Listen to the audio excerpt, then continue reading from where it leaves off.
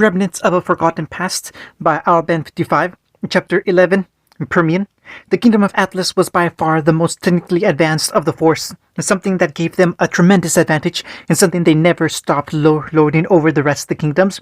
Where would the rest of the world be without Atlas genuine scientists leading the way? They certainly wouldn't have global communication for one. They also wouldn't have the most technical advanced military flexing its muscles every other day in the tentative peace that was their current time.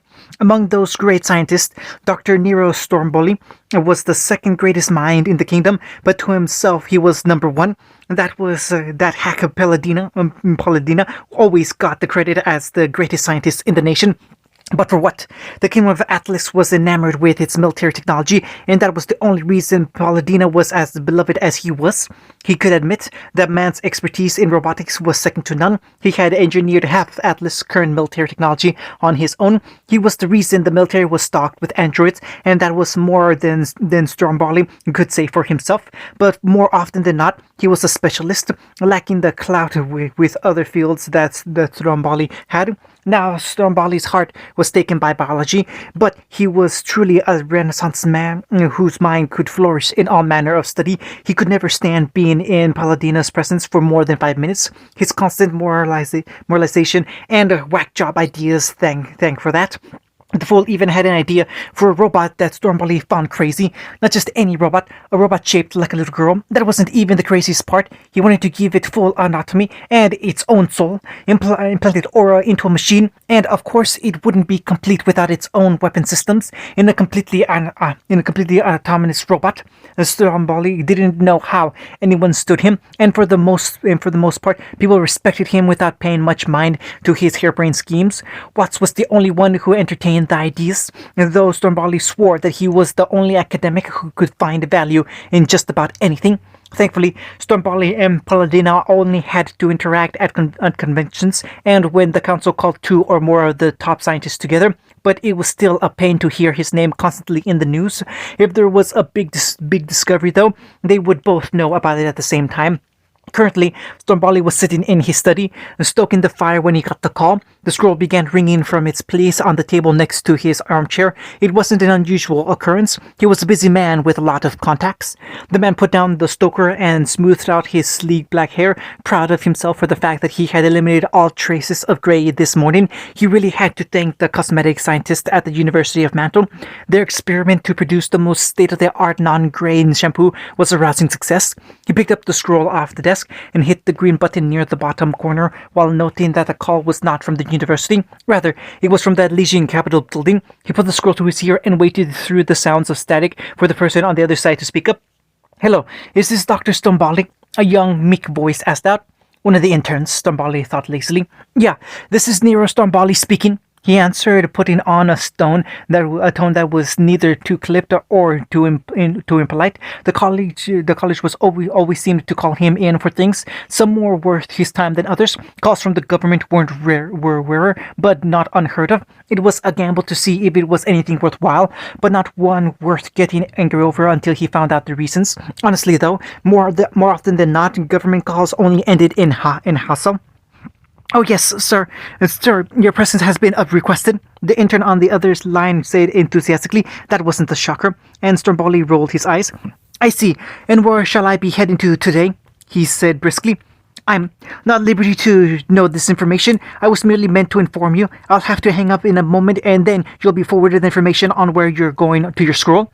Well, the intern had gotten his attention at least, but he still needed the kicker if this was going to be anything the doctor was going to be interested in.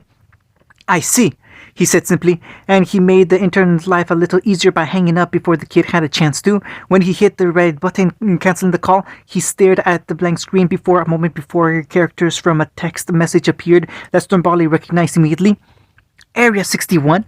he asked himself with disdain. Area 61 was filled with things the Atlas government, in their wisdom, decided was not meant to be known by the feeble minds of the average citizens. Military and state secrets were bound there that they wanted covered up, but so was the occasional anomalous phenomenon that only top scientists were privy to study. It was probably something big, but he would hold off any emotional responses while he got there himself. He was already out the door to his study, grabbing a jacket off of his coat rack before he did so as he immediately prepared to travel to the facility. He was met with the gilded but lonely halls of his Atlas chateau. Extraordinarily wealthy was Dr. Stromboli thanks to his many patents and contributions to the kingdom, but he was unmarried. He had a thing for privacy, and it was not easy to gain his trust. He had a few servants, but they did not live on the grounds, and they were to show up and do their jobs as necessary and leave. They were not to speak to him, and he was not to see them unless it was a matter of grave importance. It was a recurring joke around his workplace that his house was like one of those abandoned haunted mansions that would pop up in those old horror movies. Such was the privacy that Stromboli employed in his home life. His loafers clacked against the marble floor as he walked down the hallway, passing the suit of armor while not even looking up at the mythical painting directly above it. He stared out the window, looking at the mountain ranges in the distance as he brushed off his suit and straightened his tie. There was snow on the ground, but there was always snow on the ground, and more importantly, it was safe to go out. Stromboli wondered how many more weeks he could say that before Atlas winter arrived. He arrived near his destination about an hour later, a decent drive through Atlas Black Forest outside its capital city. He had hung a right off the main highway to take a secluded interstate to the dead end of a chain link fence with numerous warning signs all over it. Beyond it was restricted territory, and when Stromboli got there, he stopped and waited. Armed guards were surely informed about his arrival, and there were always some stationed by the entrance to the grounds. They were trained to recognize his license plate number. After a few minutes of waiting, the gate slowly opened itself, letting Stromboli take his car through onto a dirt road, weaving through snowfields and evergreen trees on his way to the military base. It really quite snuck up on you the first time going to the base. Stromboli hung a right turn, and then the base came into view for the first time, a fortress of science and technology all by itself in the middle of the wilderness. He produced a special parking pass from his glove box that he hung on his mirror, nonchalantly parking in a space right near the entrance of the facility. After all the clearance procedures he had to go through, the doctor was led through the south wing of the facility by an intern that had been stationed to meet him in the atrium. They didn't speak much on their trip through the facility. Stromboli simply followed the intern until he was passed off to military personnel after entering through a large steel door. After more hallways that led them deep underneath the ice sheets, one of the Atlas soldiers scanned his fingerprint on a device near the final door. He wasn't anywhere near any of the weapon testing facilities. Text was scrolling along the digital screen at the top of the door frame and read, "Laboratory number 7. The meter door slid open with a whir as the soldiers correctly entered his information. He ushered the top scientist through the door before standing at attention respectfully. "This is where I leave you, as everything you see from this point on will be classified information according to the brass. The council is waiting on standby for a video conference, a call scheduled in about 5 minutes. Have a wonderful day, Dr. Stromboli." When the raven-haired scientist was fully in the room, the door shut behind him. He didn't even take a moment to glance back at it, but he was alone in the lab. There didn't seem anything unusual, and Stromboli couldn't figure out why they had called him here under such classified circumstances. But then he saw that there was a display case against the east wall of the lab that was shut. Normally, it was a type of exhibit meant for a large specimen of Grimm, a cage, if you will, displayed by a bulletproof window so that researchers could look in. Stromboli sighed, taking a seat in front of the monitors of the large database at the front of the lab. He waited there until a panel opened up in front of him, and a hologram projection was displayed right in front of the monitors. It was a projection of 9 of the 12 members of the council. 3 of the seats Stromboli could see were empty. Some of them must have been away on business. Atlas Council was bigger than a kingdom like Vale's, so it was difficult to get all the seats there for everything. Ironwood wasn't there, he noticed. His mood always darkened somewhat whenever he saw the council's fat cats, but he restrained himself from breaking out in a full-blown sneer, but it quickly surfaced anyway as another box popped up with a hologram within the top right corner, another live camera feed. "Paladina." "Stromboli, we are glad you could make it." The scientist grunted, stealing a glance at Paladina on the screen. They were polar opposites in practically every way. Ivory versus tan skin, sleek black hair versus balding white hair, and sneers versus smiles. Paladina smiled at Stromboli as a friendly greeting. "Likewise, I'm happy to be here," Stromboli drawled. let's get down to business then, shall we? Dr. Peldina, if you would. The balding white-haired man in the top corner of the screen cleared his throat. Good to see you, old friend. I suppose you're wondering why you were called here on such short notice? Well, we've got a discovery here that will knock your socks off. If you would please turn your attention to the display panel to your right. Stormbali didn't budge, glaring at the man who had taken his rightful place for a moment. If Paulina was fazed by this, he didn't show it at all, but that only made things more infuriating for Stormbali. Throughout everything, no matter how much venom he threw Paulina's way, the other scientists had the outraged gall to just stand there and pretend they were friends. Nero! One of the council members barked at him, the undertone being in order. It cowed him enough to do what he was told, rotating his body to look at the display case, the metal panel of which was slowly being raised to reveal the familiar glass case. Stormbali narrowed his eyes from the light behind the case. The first thing he noticed was the deep maroon color of what appeared to be some kind of crystalline material. The stoic man nearly gasped on what he saw.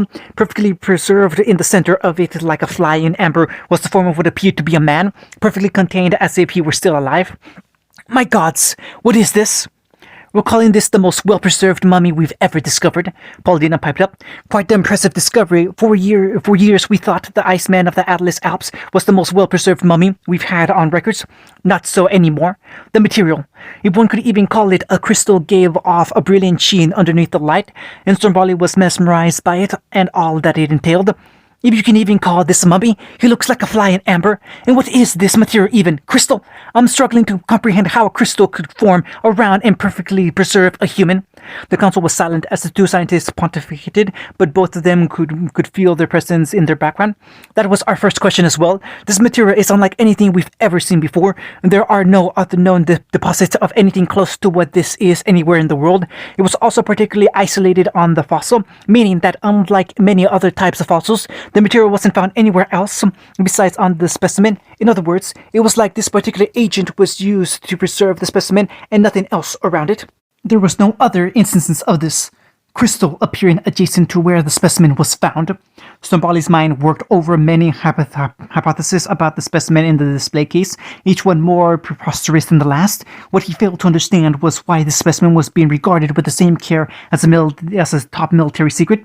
The material is virtually indestructible too. We've been trying to scrap small bits of it off for samples, but nothing has worked so far. Not even the latest in Atlas technology can break off a small chunk of it. So we ran some other dating methods using the whole thing, and this is where the ramifications of such a find come into play. We have estimated that the object itself is in the neighborhood of 100 million years old, Paulina explained with a completely straight face. Stormbali's eyes widened, and he slammed a fist down on the dashboard.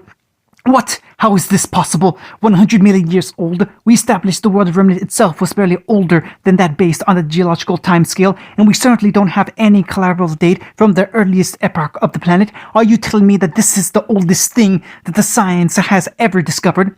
One of the council members piped up, this time with Paulina remaining silent. This is indeed correct, Dr. Stormbali. And the man inside, Stormbali scoffed. The idea is preposterous. A perfectly preserved human almost as old as time itself. Ridiculous. There must be another explanation. Paulina re-entered the conversation. That was my first thought as well. It's illogical to believe that humanity was existed back in the early days of remnant. Humanity dates back to a mere 10,000 years, and this gentleman's garb looks strange but shockingly modern.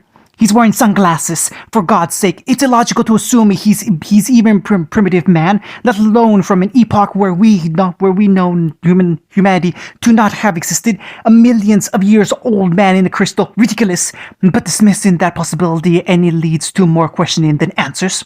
Paulina and Stormbali carried on the discussion as two scientists were ought to do, but the Legion Council was still there to interject its fair share of politics into the conversation. People are going to draw their own conclusions. If they were to hear about a man trapped in a millions of year old object, we are at a strange turning point in our culture. There are some people who still believe that the world is a mere 3,000 years old. Those some people happen to be a part of influential groups within the walls of our kingdom. If you understand my meaning, it doesn't seem to be worth the expenses to research this in great capacity. I suppose we will just keep it here at the facility. Somebody clenched his fist, not liking the implications of what the council was saying.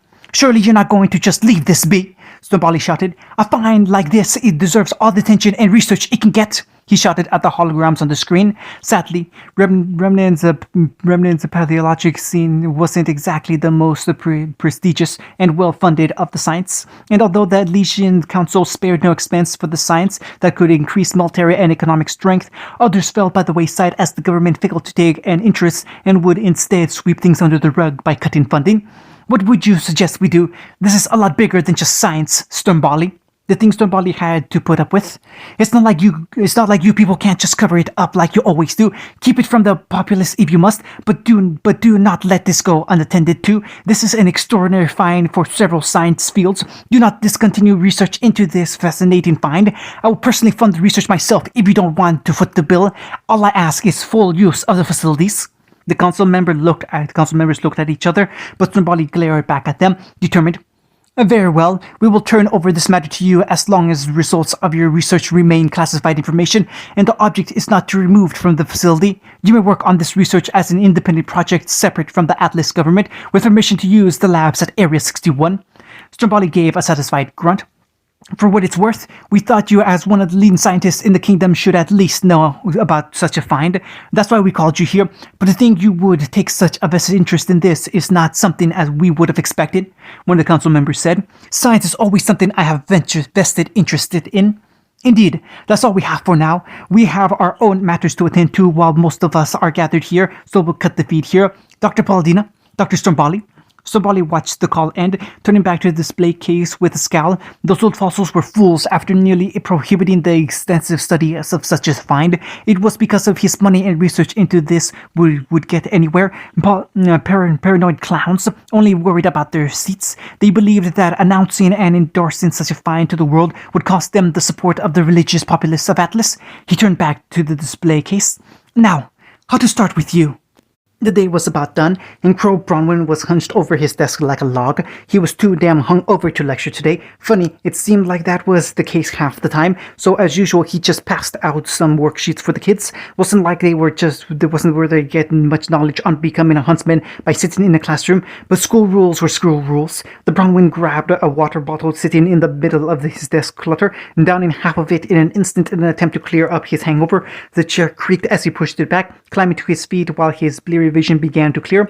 Slumped over, the teacher began to shuffle his way to the door, barely looking where he was going as he wanted to make a beeline for the teacher's lounge. He stalked his way in like a zombie and collapsed onto the sofa in the middle of the room within seconds. He lay there face down into the denim pillows like a lump, not budging for minutes even as the door creaked open again. Oh, for God's sake, it's barely past noon. Well, if it wasn't his brother-in-law, come to chastise him yet again for being drunk on the job, he shouldn't have been surprised. It's hardly the earliest Crow has been passed out in the teacher's lounge piss-ass drunk. The old Crow pulled his face up from the denim, feeling the creaks in his back and shoulders as he pulled himself up into a sitting position. And through bloodshot eyes, he frowned at Tai Yang. And you're surprised? And Tai Yang pulled up a chair inside, sitting on it backwards.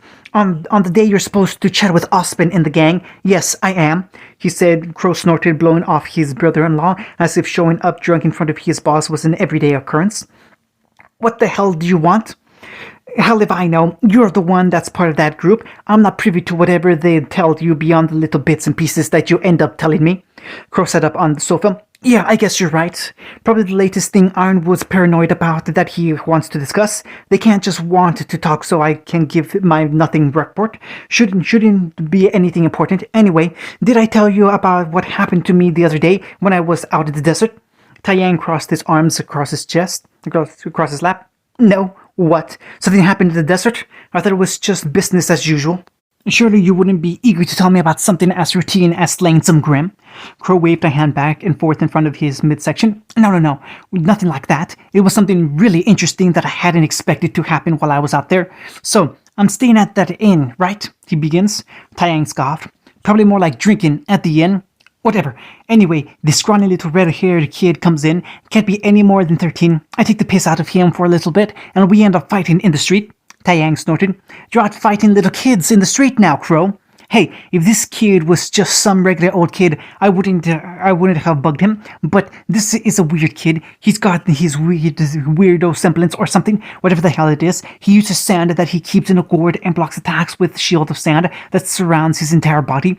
Could be some kind of weird weapon, that gourd. I don't know. The point is that he was a 13-year-old kid using a weird weapon that I've never even remotely seen before, and he fought toe-to-toe with a full-fledged huntsman. That last part was the one that caught Taeyang's interest. No kidding. What is he? Some kind of child prodigy? The way he fights, it seems so. He sure was a weird kid, though. Don't know what he was doing in some slummy border town near the Transvecant desert. He didn't even seem to know what he was doing there. He had no parents or anything. He was just there. Was he lost? Yeah, probably. But like I said, he didn't even seem to know what was lost from. He seemed to want to get to Vale, but for what reason, I have no idea. I offered him a spot at the academy to learn to become a huntsman. I left him directions to Patch, so he wanted to attend Beacon. He'll have to make the trip on his own. If this kid really is the child prodigy you think he is, why didn't you just make sure he gets here yourself instead of leaving it to chance? Yeah, about that. Turns out I couldn't have stayed in the town after our fight because of reasons. Not to mention, I didn't exactly get a straight answer from him regarding him attending. He seemed lukewarm to the idea. Taeyang groaned. Don't tell me.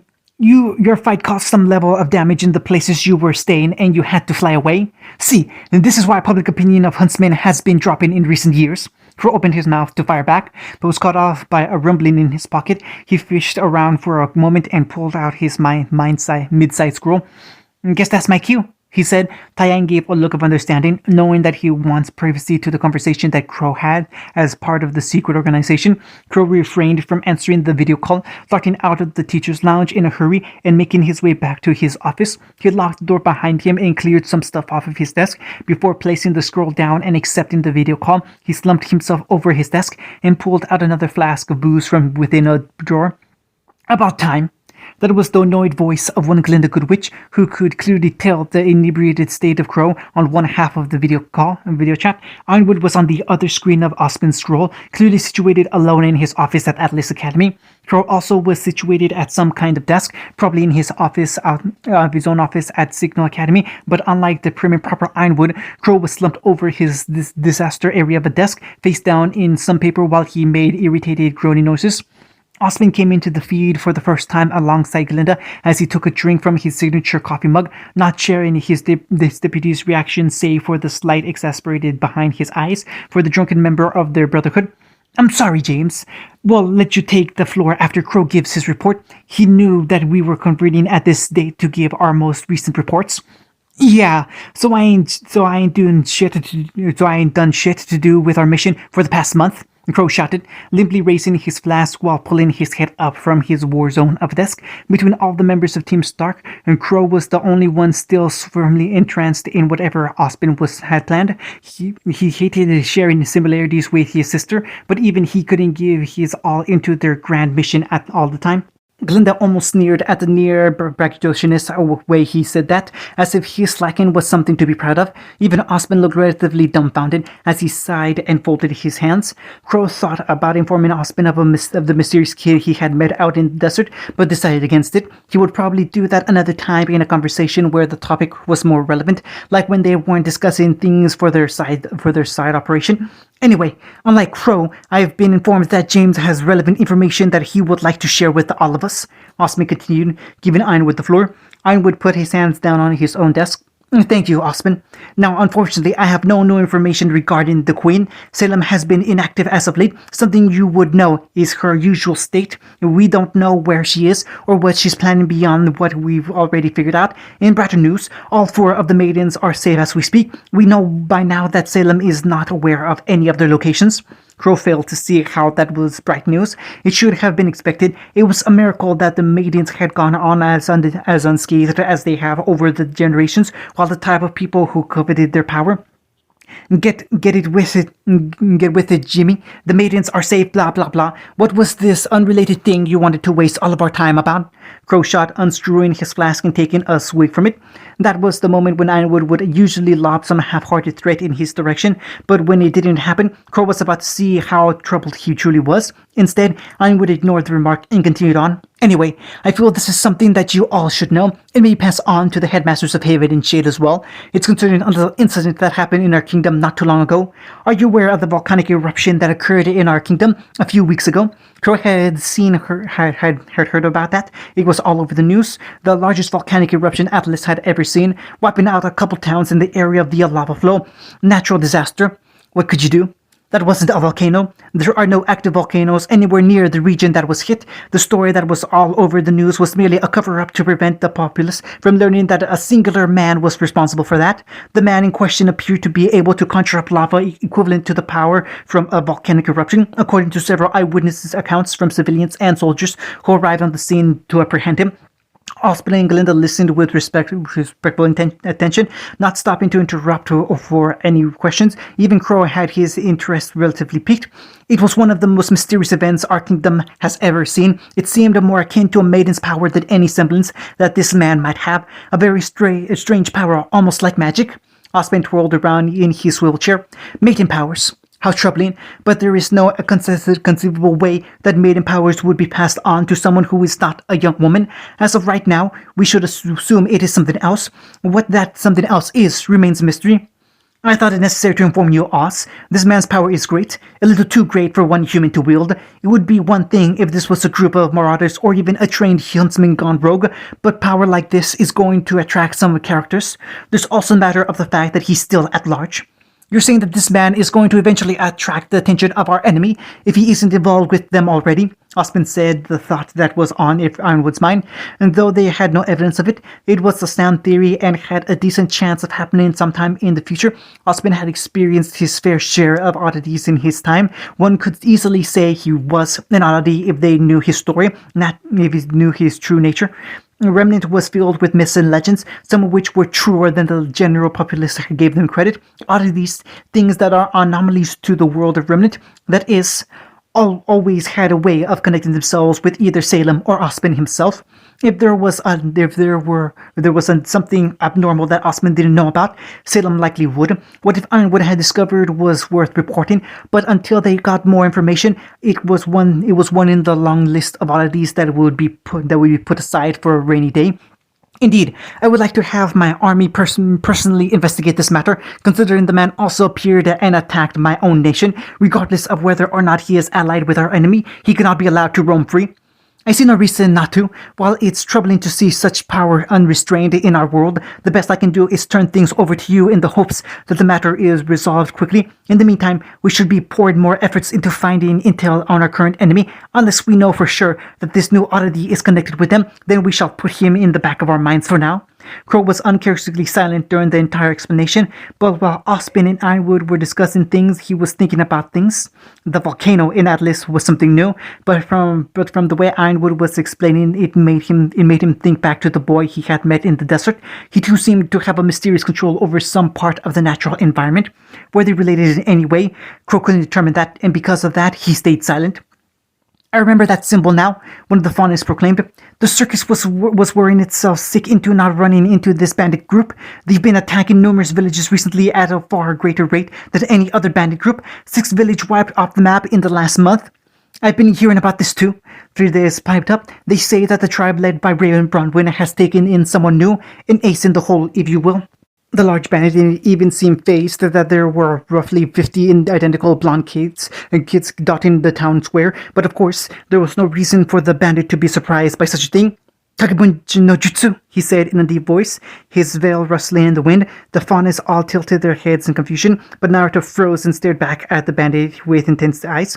"You know what the Kakebunji is?" he asked. Confusion, nervousness, and more importantly, hope entering his mind. The bandit reached up to his face, ripping the veil of the bandits off, only to reveal another, plainer mask hidden underneath. He didn't answer Naruto's question, but his eyes were searching across the battlefield before taking note of one thing in particular. "As you can see, the village that stands here is no more." He gestured with a hand around towards the wanton destruction. "You did this." Naruto asked, glaring angrily at the bandit. Not I, although it would be dishonest of me to say that I have never participated in something like this. However, my clan led by Raven Bronwyn is the cause of this handiwork. I hung back until it was time for me to clean up the Grim. He sat back down. You came at an unfortunate time considering I see you have people in need of medical care and food on your back.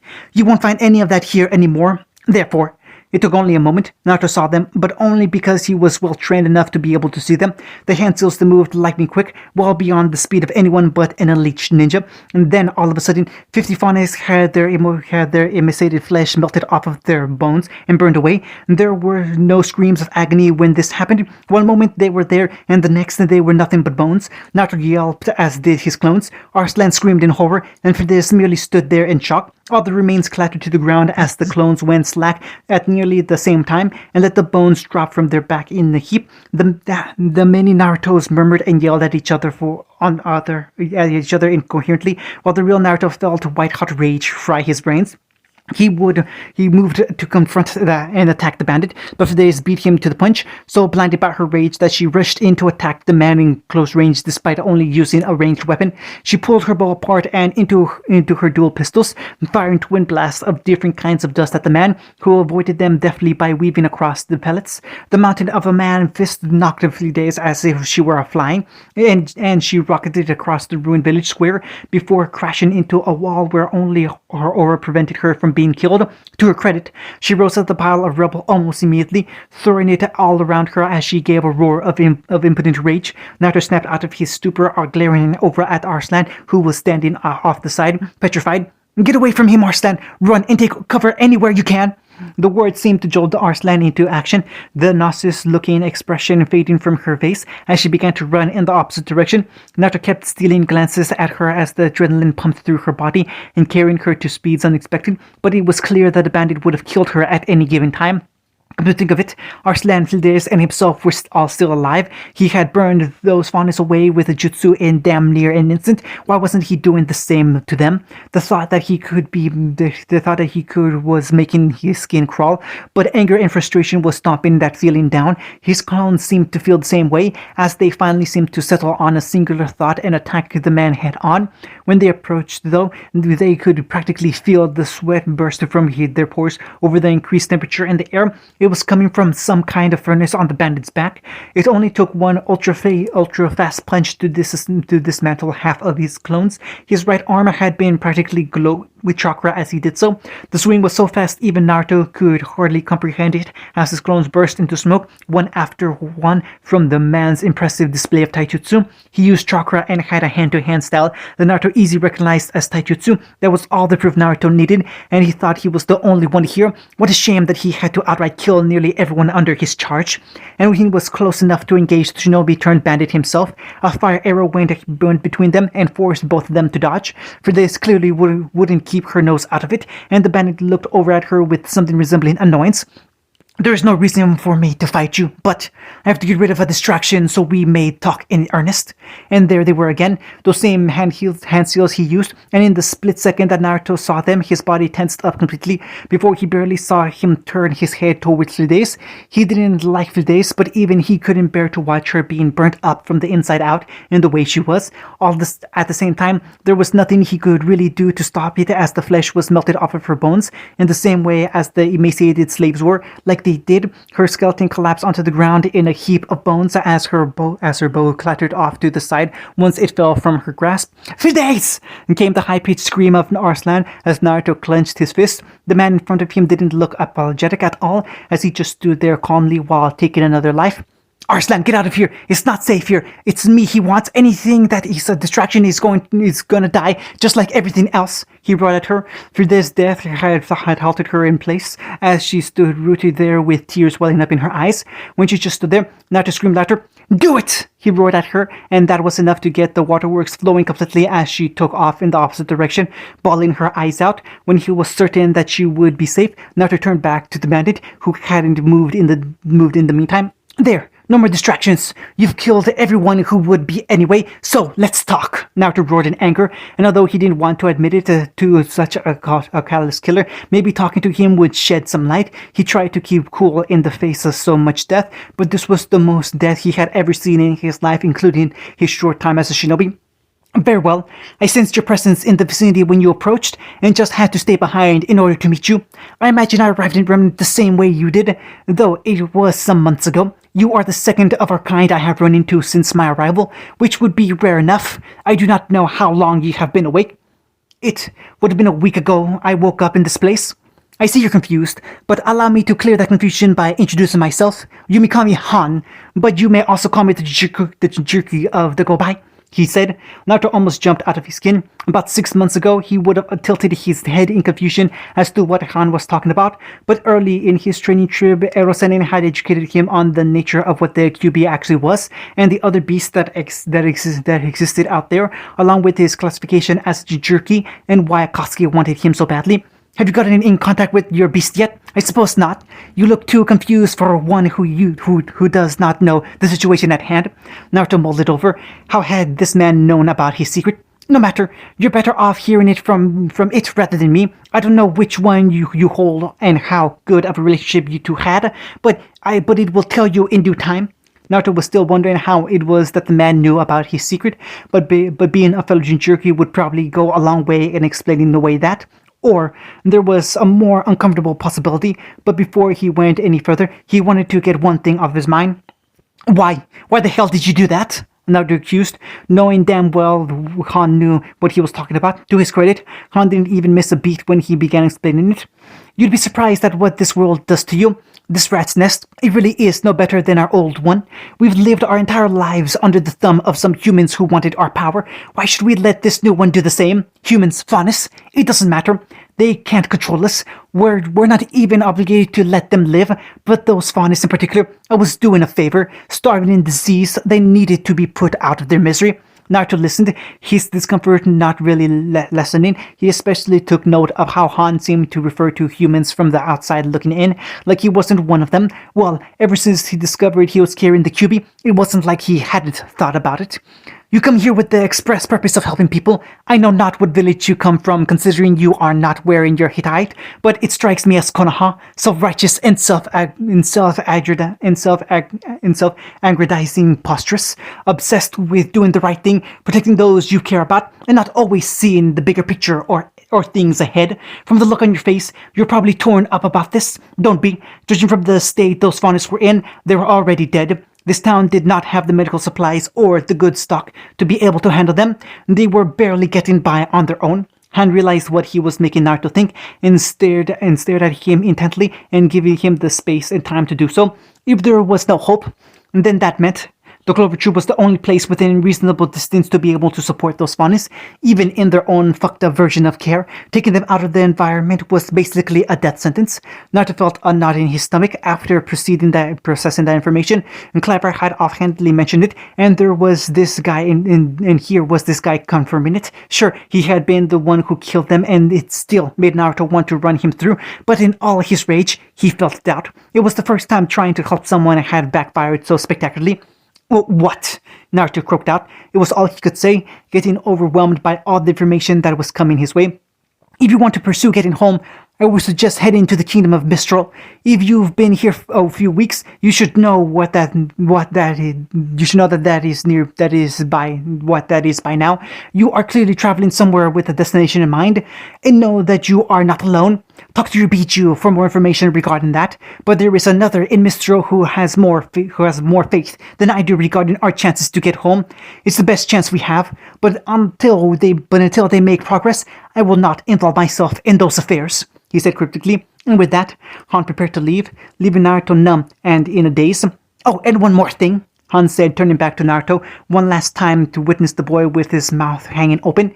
You may start experiencing some strange dreams soon. I don't know for sure, but I definitely did. They are like a window into another life, but just little snippets that I cannot find the meaning to. Anyway, I've done my part in passing on the relevant information to a fellow Jinchuriki. You'll be on your own from this point on until our paths cross again. he disappeared in a Shunshin. Naruto vaguely registered that he was supposed to be right at the Gobai Jinchuriki, but that was after Han had already disappeared. He gave him information he didn't know, but was cryptic about it in parts. He was another Jinchuriki, but he was traveling with bandits and had killed people Naruto swore to take care of. Naruto didn't know what to do, besides be wary of Han. End of chapter 11.